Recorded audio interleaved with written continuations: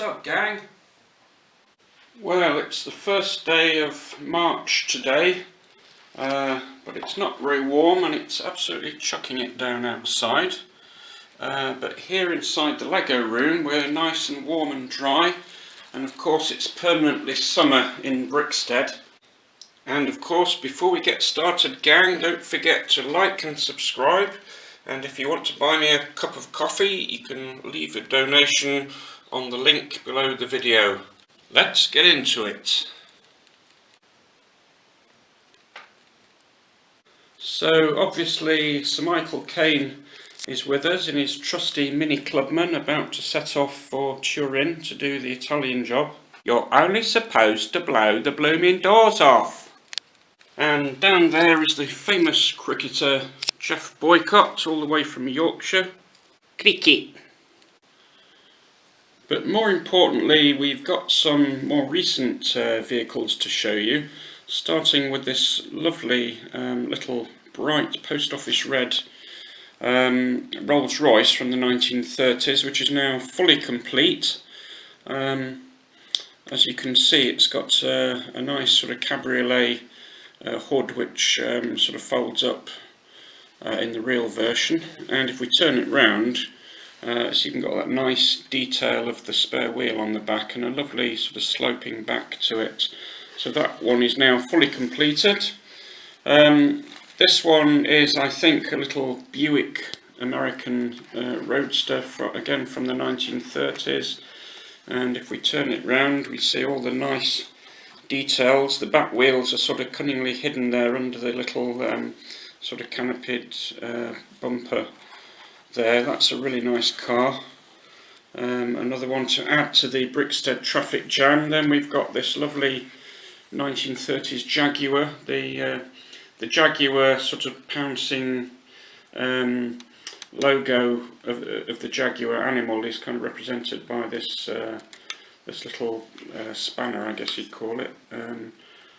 This one is virtually finished, but we need some tyres. Need a couple of tyres for that one, just to finish it off. Now this lovely 1940s Citroen is totally complete now. We've got the wheels and the tyres all fully operative there. I've got a nice clear windscreen.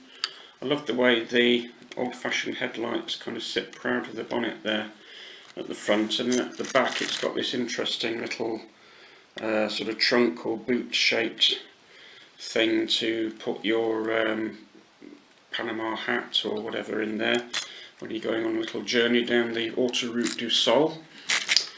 And finally, I wanted to show you this model here. This is actually designed by Lego themselves, and I copied it. It was a model that was given out as a free gift with some Lego buildings, but I found the instructions on the internet and kind of made my own copy. I slightly changed the top to make it into a kind of taxi shape there, and I put a sort of square bonnet on the top. I just wanted to compare it to this Citroen, which I got the instructions, bought the instructions from Rebrickable.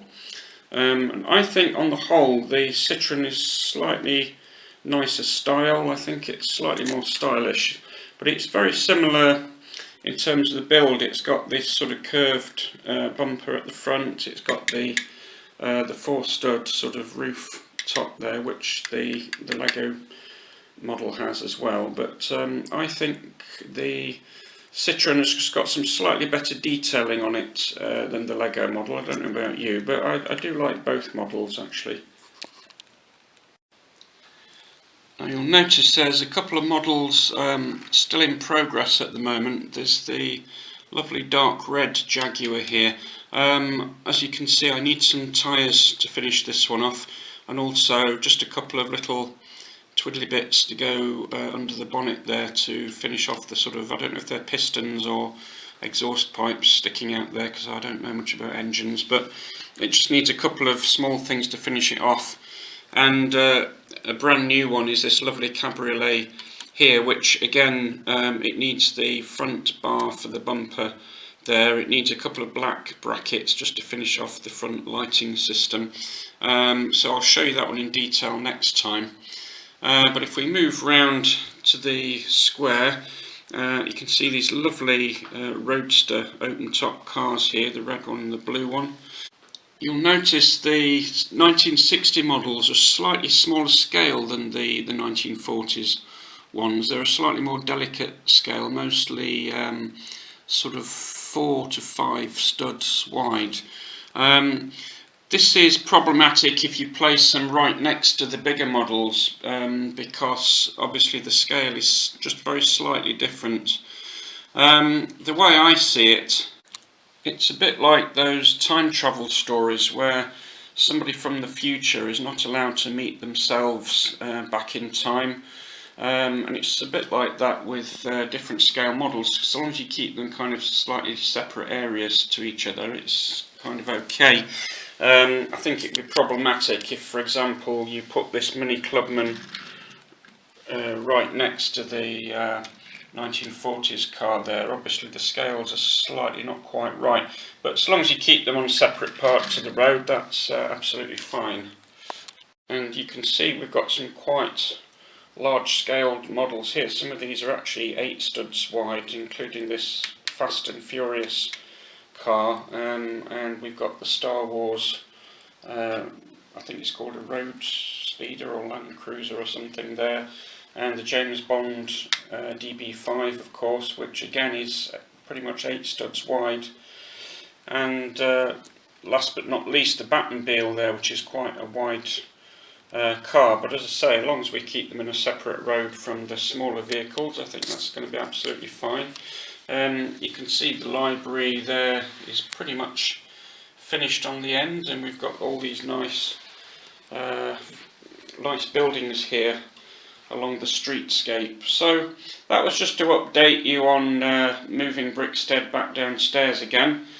And with that, I'll say live long and prosper, and I'll see you all next time.